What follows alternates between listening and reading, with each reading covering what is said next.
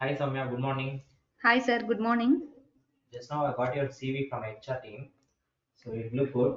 Could you please tell me about yourself? Yes, sir. So first of all, thanks to give me the opportunity to introduce myself.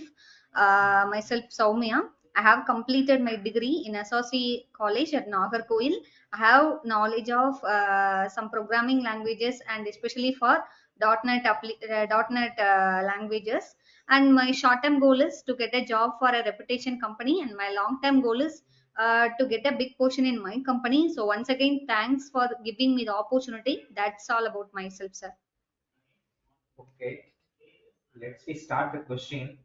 Yeah, could you explain what are the main Razor syntax rules? Yeah, actually, we have some Razor syntax rules. So I will explain. Razor code blocks are enclosed in at the right of curly braces, and inline expressions, in the sense variables and functions start with at the right, and code statements end with a semicolon. And next one is variables are declared with a variable keyword. Strings are enclosed with quotation marks, and the C sharp code is case sensitive, and also C sharp files have the extensions like .cshtml. So that's it, sir. Okay. Um, what do you understand limitations of the MVC model? Limitations of MVC model, yeah, right? Yes. You should be well aware of the limitations of the MVC model to answer such in MVC interview questions. Here, there are some major drawbacks of the MVC model.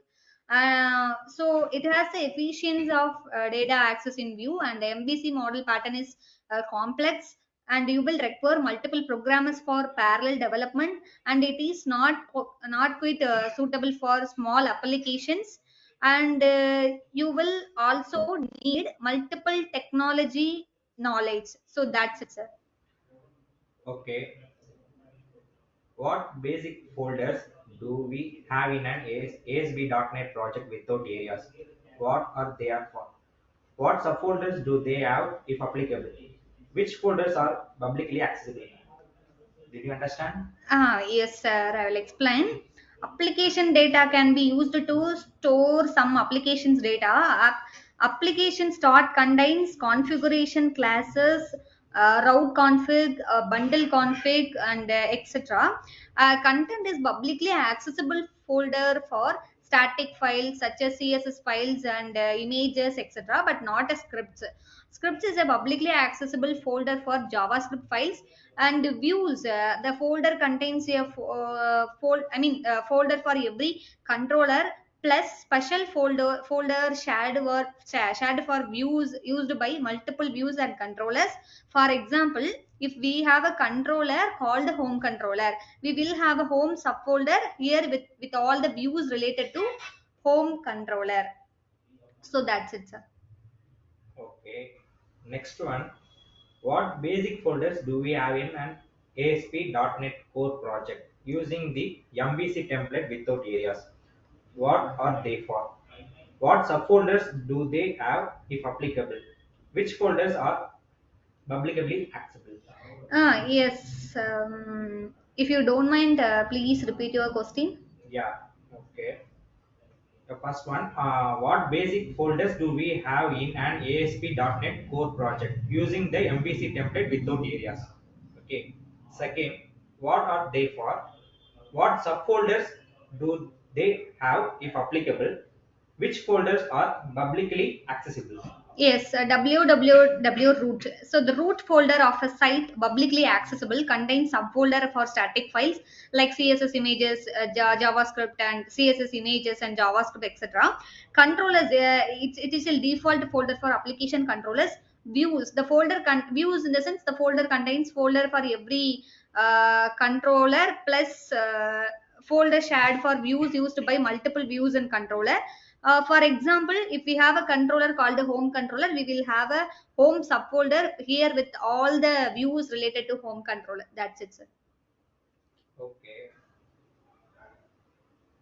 I have seen it one question. So let's imagine you have a controller, categories controller with actions show all, add and delete. You have got several requirements related to application requirements. Okay, you can make actions like this: show all, add, and delete. And also, you can make method like this: get, post, and delete. So, how many easiest way to achieve that? Yeah, we have some options available here. Add a custom, first option like add a custom global route and attributes on action methods to restrict HTTP methods. Step one, first one is we need to add a custom global route before the default one. So, step two, coming to step two, to restrict HTTP methods for actions, we need to mark categories controller methods with the attributes like http get, http post, and http delete according to our requirements. And this is a good approach for applications without specific requirements for a url scheme.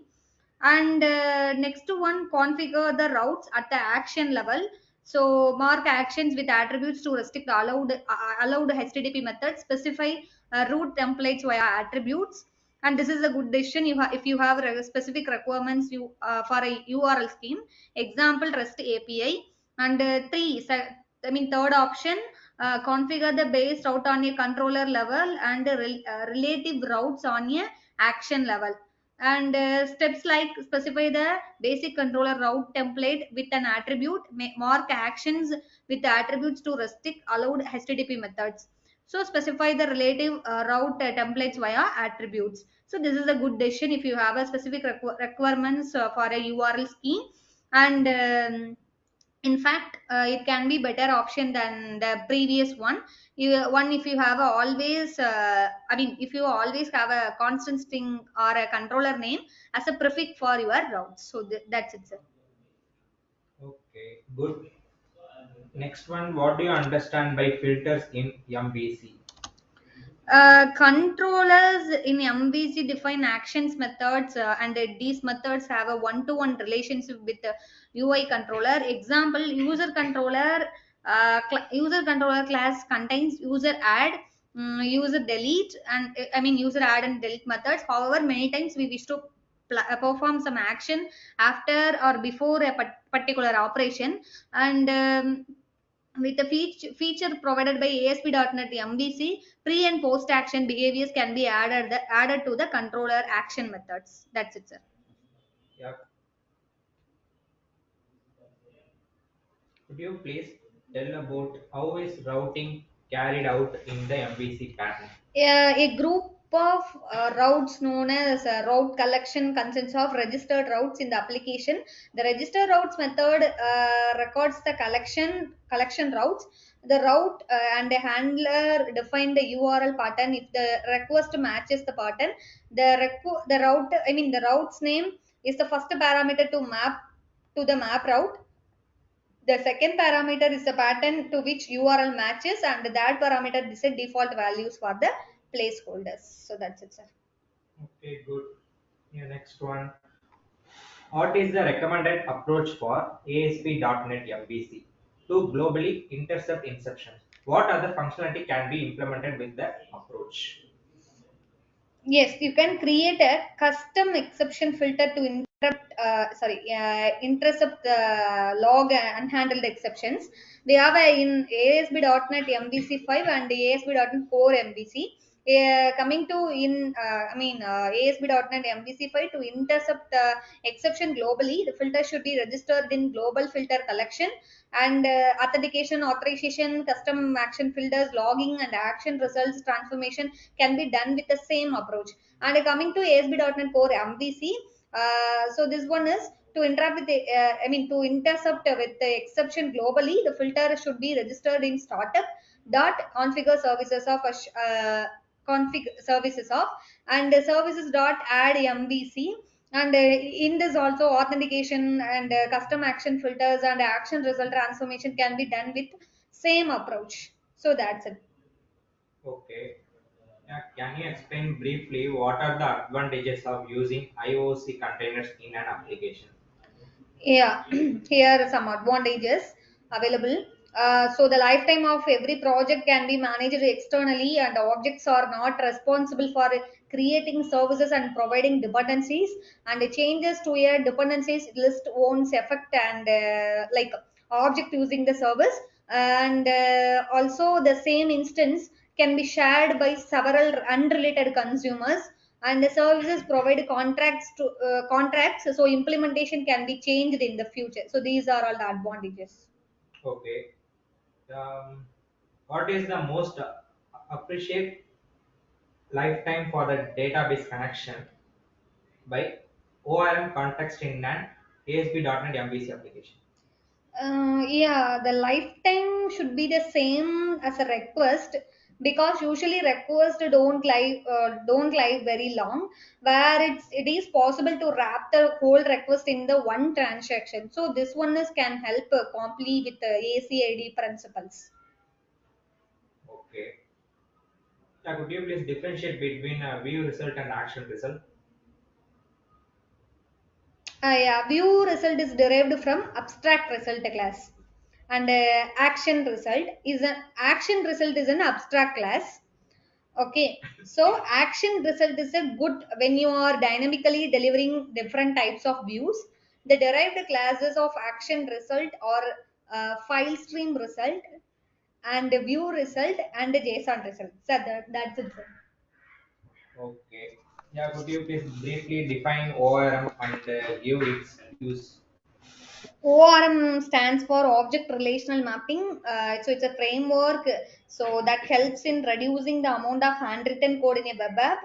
And ORM is used when there are no extreme performance requirements, but frameworks like a Dapper can be used in high load systems. So that's it, ORM. Okay, Soumya, fine. I got your feedback. Your explanation is very good. I will hand over the data to the HR team and they will get back to you. So thank you a lot. Thank you, sir.